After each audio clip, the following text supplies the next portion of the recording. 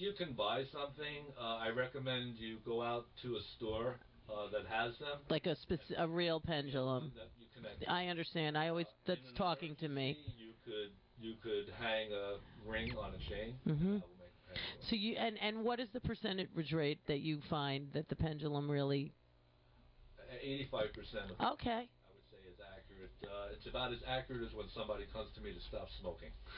And they do that. It's a good 85% of the time. 85 is good. Yeah, actually, more people come for fear of public speaking. Is that right? People are more afraid. You know, I've heard that recently. I just heard someone say a ridiculous comment about that that public speaking is the number one fear, and that when people are at funerals, people that give eulogies, people would rather be in the coffin than give the eulogy. Exactly right. That's what I just heard that. Exactly right. People would rather die than talk in front of a group. They are scared to death to talk in front of a group, and that is, believe it or not, my biggest therapy call is. Wow. And how would people find you to call on you? I'm pretty easy to find. Okay. On the internet and put in Sebastian Black hypnotist. Okay. Sebastian Black psychic or Sebastian Black virgins. Virgins. That's an interesting story. Please. Yes. They had a play. It's still running. It's called My First Time, and it was at can't remember the name of the theater right now. It was 2 years ago. Okay. The name of the play was called My First Time. World Stages, New World Stages. The name of the show was My First Time, and the content of the show is about people's first sexual experience. Okay. And it's basically monologues, and there's 3 people on stage, and they recite these letters that people actually wrote into a website, all about their first time experience having sex. So, when they opened the play that night, they decided... Literally opened the play. They decided they were going to let 40 virgins... Imagine that, trying to find 40 virgins. Right, not the 40-year-old virgin. Yeah, Wait, 40 virgins, isn't that what those people think they find in the plane crashes when they... 70-something. Oh, okay. Yeah. But, yeah, when they strap the bombs to them. Oh, yeah. 70-something. Oh, okay. So, what happens is... they ask you to tell? What I did was, a lot of times I work for... Lying. Oh, my God. Is that 85% also? That's a little bit more accurate than that. A lot of times I'll go to work for some corporations. Wow. Interviewing for positions. Are you like a lie detector test? Oh my God. If you believe what you read in the papers, it's said on the blurb in BroadwayWorld.com that lie detector. Oh, so you could be a danger. All right, now we got to hear a skeleton from your closet, mister. Yes, let's get the skeleton. It's okay. Okay, let's see. Back in the old days when I was involved in music. Yeah. Back in Max's, Kansas City. Okay. On Park Avenue. Right. I had a mad, crazy crush on Laura Dean. Okay. Tommy Dean's wife, who ran the place. Wow. And she used to sit with me at the bar a lot and talk. One night, one of the bouncers calls me and tells me, Tommy wants to see you upstairs. So I'm like, okay, great. I guess he's going to book me directly and go around Peter Crowley. Mm-hmm. Tommy sits me down in the chair and he goes, you go near my effing wife one more time, I'm going to kill you. Oh, my gosh. Now, did you have all these psychic powers? Like, did you know if he was telling the truth or was he lying? The truth. So wow. Smart enough to know that maybe I better pay attention to him. And stay away from his effing wife. Away from his effing wife, yeah. Wow. And the other skeleton is I was a teenage Martian. Back in the day, I was in a band called the Martian Rock Band, and it was like really crazy. Where'd you play? CBGB's the Maxes. Okay.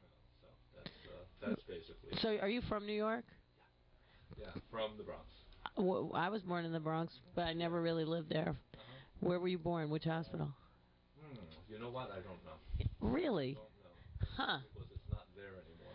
You know, a lot of people seem to say that. Mine is still there. Yeah, it's not there. That's good. Yeah, well, I don't know. I never, whatever. I know the Bronx was the country. Yes. Oh, yeah. And everyone came from the Lower East Side, and they went to the Bronx. I know.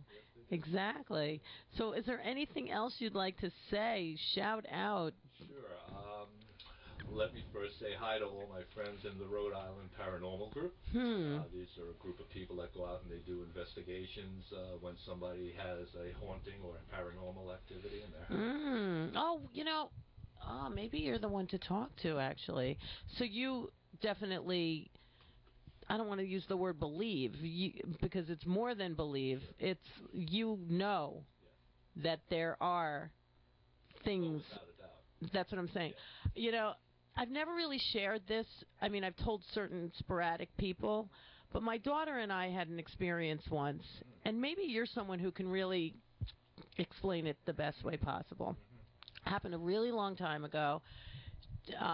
My daughter Eva, who I'm thinking about right now more than anything in the world, because I am. She knows why. She was 4 years old. She's now 19. That's usually when the things occur, before they're 5 and they start being told to... All right, but this is what happened. My brother is up in heaven, okay? He and I were very close, yada, yada, yada. After he passed away, I had this dream, blah, blah, blah, but that's not even the one. I have a friend that, helps me sometimes. But then people would dream about my brother, and I didn't, and he was the closest. We were very close. All right, anyway, Eva's born now. She's 4. She had a hard time with peeing. Okay, so she was going to start kindergarten, and she needed to go to the doctor to get a blood test because they were going to check for diabetes, whatever, blah, blah, blah. So then I'm going to try to shorten this. I go to sleep, and I have this dream.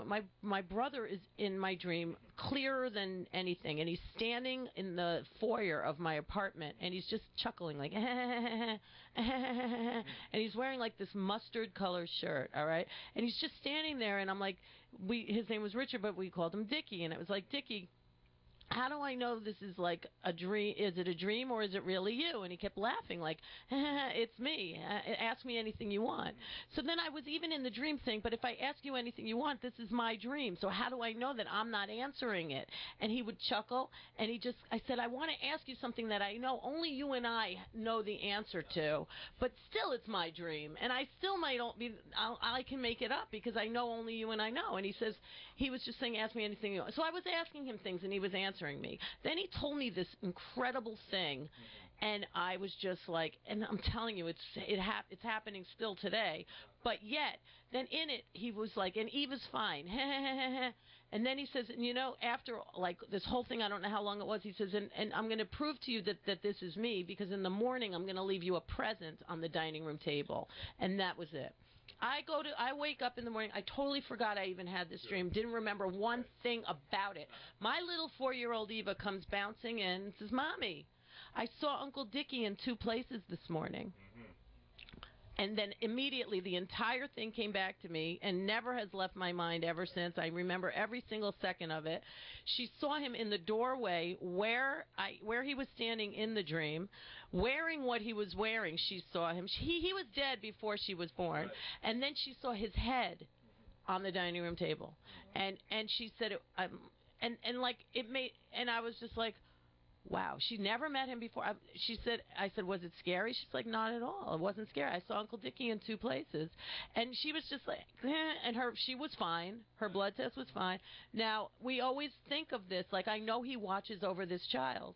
And so what's your take on it? I mean, I really have to go home and think about that whole thing through to try to analyze it. Yeah, not even off the top. I would say subconsciously off the top, there was the issue with your daughter with the peeing, and you're telling me he was wearing a mustard-colored shirt. So there's your association with that. With that, and that's also telling you that was the problem he was going to take care of. So I would imagine that after this incident, she was more healthier. I don't know, but I know he watches her, and I know, that was a significant thing. I'm not saying certain things he did say as well, and it was pretty